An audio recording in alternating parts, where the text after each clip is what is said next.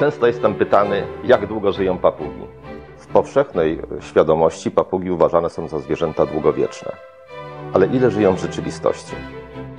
Starając się być na bieżąco, jeśli chodzi o publikacje dotyczące papug, często przeglądam książki i właśnie widnieje rubryka przeciętna długość życia. I tutaj są dość istotne różnice. Jeśli chodzi o papugi, to mogę powiedzieć, cytując Sokratesa, że wiem, że nic nie wiem. Dlatego, że trudno powiedzieć, czy autorzy piszący, że przeciętna długość życia danego gatunku wynosi 50 czy 35 lat, są wiarygodni. Dopiero stosunkowo niedawno, przed 30-40 laty, rozpoczęły się poważne badania naukowe na temat papug. I mówienie, że jakaś papuga żyje 70 lat, jest troszeczkę taką informacją wyssaną z palca.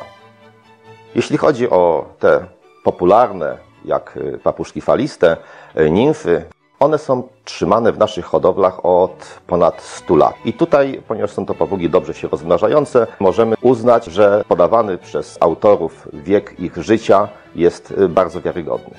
Jeśli chodzi o duże papugi, to przynajmniej ja tej pewności nie mam. Dlaczego? One są stosunkowo niedawno wśród nas. W związku z tym uważam, że nie ma żadnych podstaw, aby mówić o średniej długości życia papug, które dożywają 50 czy 60 roku życia. Po prostu one jeszcze nie zaczęły schodzić z tego świata.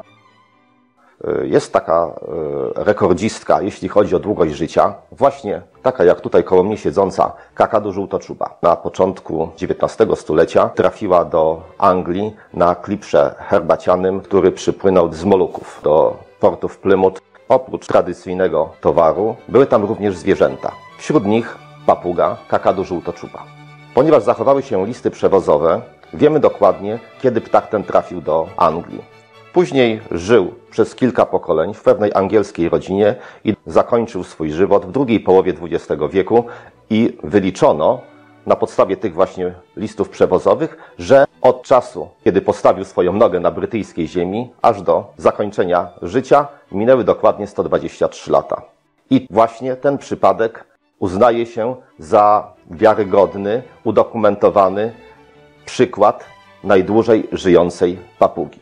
Jeżeli chodzi o pozostałe ptaki, które znajdowały się w rękach prywatnych, nie zawsze są to dane wiarygodne.